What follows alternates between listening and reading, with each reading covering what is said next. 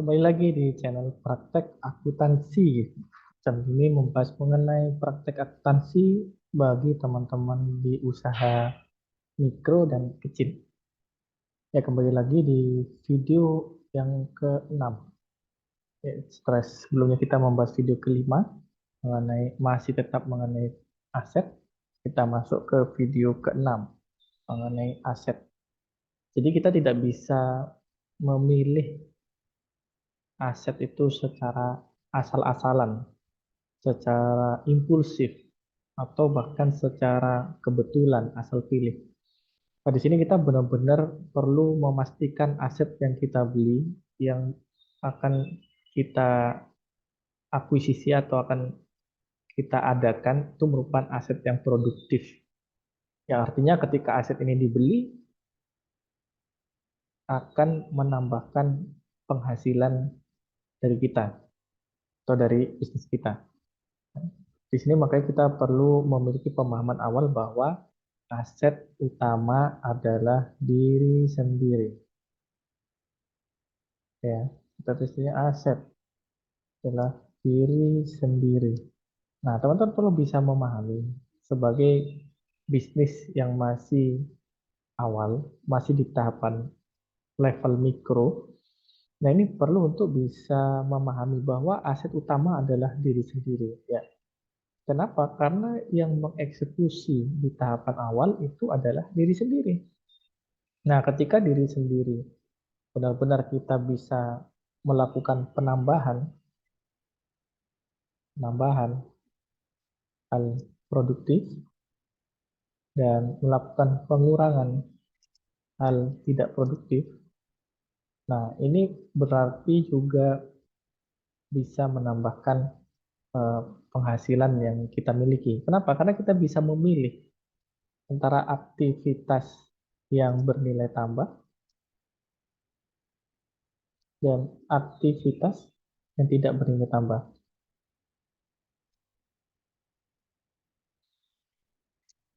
Nah, kita bisa memisahkan mana yang penting, mana yang tidak penting. Nah, di sini aset mana yang bisa melakukan ini? Tentunya bukan benda mati, tetapi diri kita sendiri sebagai pemeran utama.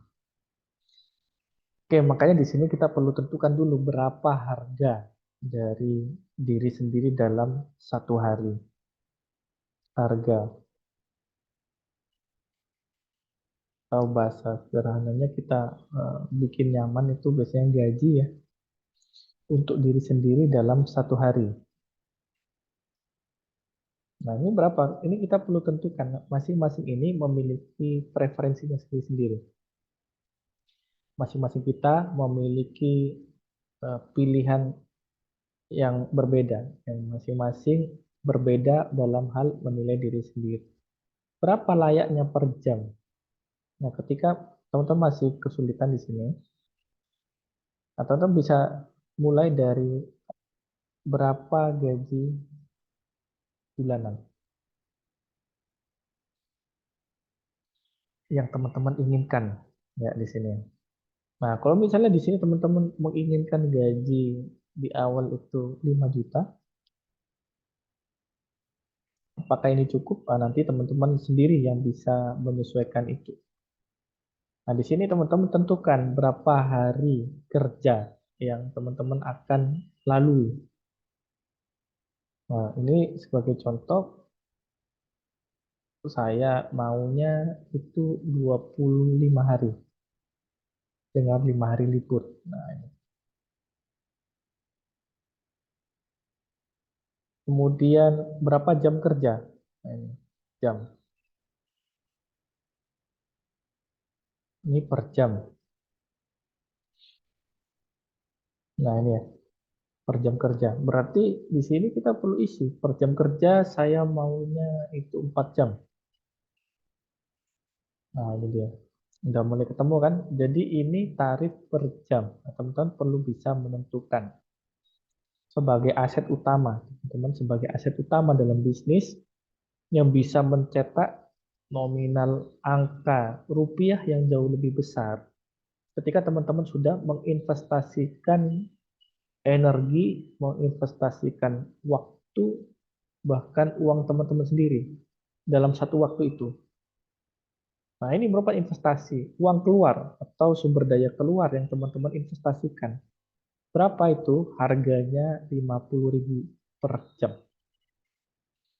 Nah, dengan memahami investasi yang teman-teman keluarkan per jam ini selama 4 jam, ya 4 jam per hari, 25 hari kerja.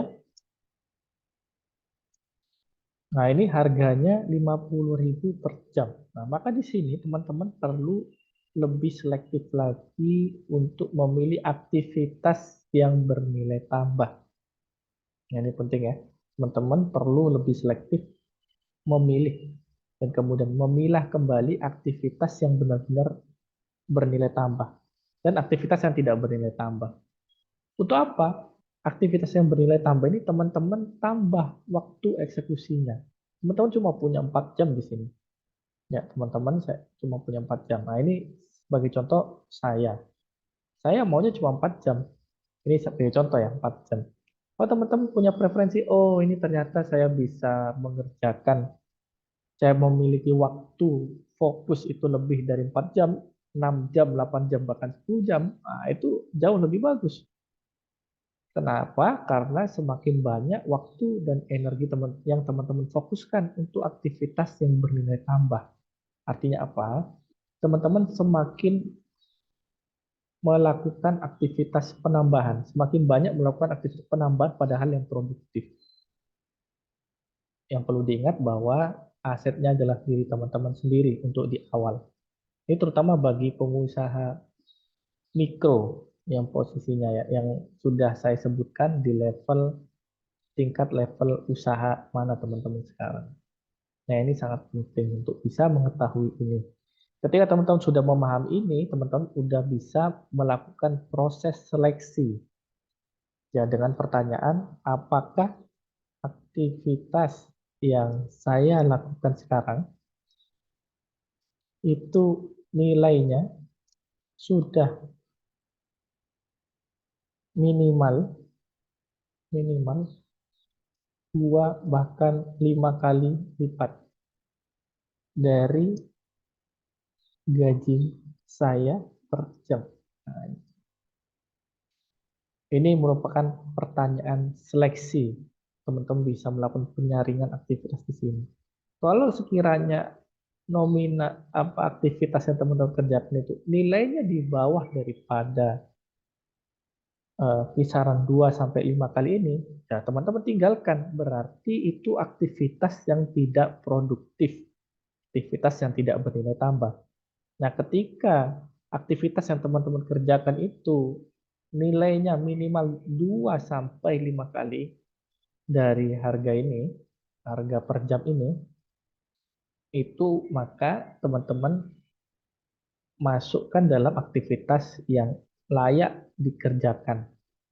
Nah, di sini makanya penting untuk bagaimana keterampilan kita melakukan penilaian terhadap aktivitas yang ada.